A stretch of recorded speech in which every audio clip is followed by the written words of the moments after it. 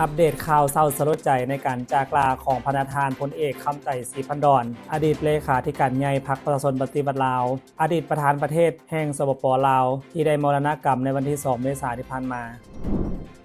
พิธีไว้อาลัยได้จัดขึ้นที่หอประชุมแห่งชาติเป็นเวลา 5 วันนับแต่วันที่ 3 หาวันที่ 7 เมษายน 2025ทางรัฐบาลได้จัดพิธีไว้อาลัยระดับชาติจัดขึ้นอย่างสมเกียรติซึ่งการไว้อาลัยที่หอประชุมแห่งชาติผ่านมาได้มีพิธีจัดเวลาจากหลากหลายภาคส่วนเข้าร่วมไว้อาลัยอย่างหนาแน่นสมเกียรติโดยเฉพาะมีทางภาคทั้งการระดับแขงทุกแขวงเข้าร่วมไว้อาลัยภาคหัวหน่วยธุรกิจภาครัฐและเอกชนสถาบันทุกหัวหน่วยจากหลากหลายภาคส่วนพร้อมมีภาคส่วนทางการจากต่างประเทศเช่นประเทศกัมพูชาประเทศจีนประเทศเวียดนามทูตจากต่างประเทศเข้าร่วมไว้อาลัยระดับชาติเพื่อระลึกถึงคุณงามความดีที่พระประธานพลเอกคำไต่ศรีพันดรได้สร้างไว้การไว้อาลัยระดับชาติครั้งนี้ได้มีการแจ้งการของแผนกแถลงข่าววัฒนธรรมและท่องเที่ยวนครหลวงเวียงจันทน์แจ้งโจะบริการชั่วคราวห้านบันเทิงห้านคาราโอเกะเป็นเวลา 5 วันเพื่อเป็นการให้ความร่วมมือต่อพิธีไว้อาลัยระดับชาติของการจากไปของพระประธานพลเอกคำไต่ศรีพันดรผู้นำที่แสนเคารพรักของปวงชนลาวทางชาติส่วนพิธีปนกิจศพแมนจะได้จัดขึ้นในวันที่ 7 เมษายน 2025ที่เดินสนามหลวงสภาแห่งชาตินครหลวงเวียงจันทน์ชาวอเมริกาได้จัดขบวนแห่ประท้วงภายหลังบ่เห็นดีกับประธานาธิบดีโดนัลด์ทรัมป์เพิ่มอัตราภาษีนำเข้าจากหลายประเทศทั่วโลกในวันที่ 6 เมษายนสำนักข่าวต่างประเทศรายงานว่าภายหลังประธานาธิบดีสหรัฐอเมริกาโดนัลด์ทรัมป์ประกาศอัตราภาษีสินค้านำเข้าขั้นต่ำ 10% และถึงสูงสุด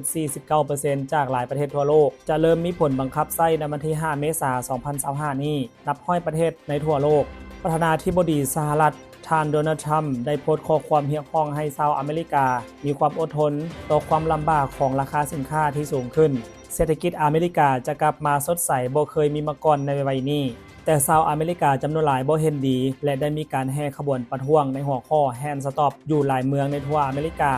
เช่นวอชิงตันดีซีนครนิวยอร์กชิคาโกและอื่นๆเพื่อคัดค้านนโยบายของประธานาธิบดีโดนัลด์ทรัมป์และอีลอนมัสก์ที่ปรึกษาสำคัญของท่านนับตั้งแต่ปลดเจ้าหน้าที่พนักงานรัฐบาลกลางออกจำนวนหลายและการปฏิบัตินโยบายสิทธิการจำแนกต่อกลุ่มคน LGBTQ แต่สุดท้ายส่วนหลายคนบ่สามารถรับได้เพราะการขึ้นภาษีนำเข้าเฮ็ดให้พวกเขาเดือดร้อนจากราคาผลิตภัณฑ์สูงขึ้นเฮ็ดให้ค่าครองชีพแพงขึ้นสหประชาชาติเป็นห่วงเกี่ยวกับโรคระบาดที่อาจจะเกิดขึ้นอยู่ที่ประเทศเมียนมาในการช่วยเหลือเหตุการณ์แผ่นดินไหวหลังจากมีฝนตกหนักและอากาศร้อนเอาเฮ็ดให้การช่วยเหลือผู้ที่ติดอยู่ในซากหักพังมีความยุ่งยากขึ้นจากแผ่นดินไหวที่ร้ายแรงอยู่เมียนมาในวันที่ 28 มีนาคมผ่านมาสำนักงานข่าวต่างประเทศรายงานว่าฝนตกหนักอยู่บางส่วนของเมียนมาเป็นห่วงว่าจะสร้างความยุ่งยากในเวียกงานกอบกู้ผู้ติดอยู่ในซากหักพังและเนื่องจากอากาศร้อนเอาหลายมื้อและยังมีฝนตกอีกเพิ่มความเสี่ยงต่อการระบาดของพยาธิเช่นพยาธิอะฮิวาในบรรดาผู้ที่รอดชีวิตที่กินและนอนอยู่ในเฮือนเนื่องจากประชาชนที่ยังมีความย่านกลัวต่อเหตุการณ์แห่งสั่นสะเทือนแต่ยังขาดอุปกรณ์เต้นเพื่อรองรับผู้ที่บ่มีที่อยู่อาศัยหลายคนปัจจุบันประเทศที่ให้การช่วยเหลือต้นต่อแม่นประเทศจีนอินเดียรัสเซีย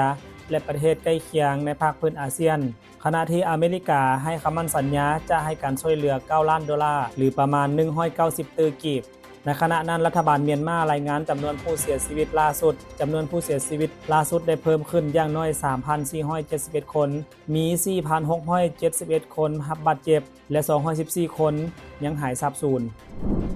และปิดท้ายด้วยภาพประทับใจที่ประชาชนช่วยเหลือกันย้ายท่อนไม้ที่หักทับเส้นทางด่วนเวียงจันทน์บางเวียงติดตามการรายงานข่าวช่อง ABC Laos ทาง TikTok YouTube Facebook กับข้าพเจ้าอาไซพรไซรายงานประจำอาทิตย์สบายดี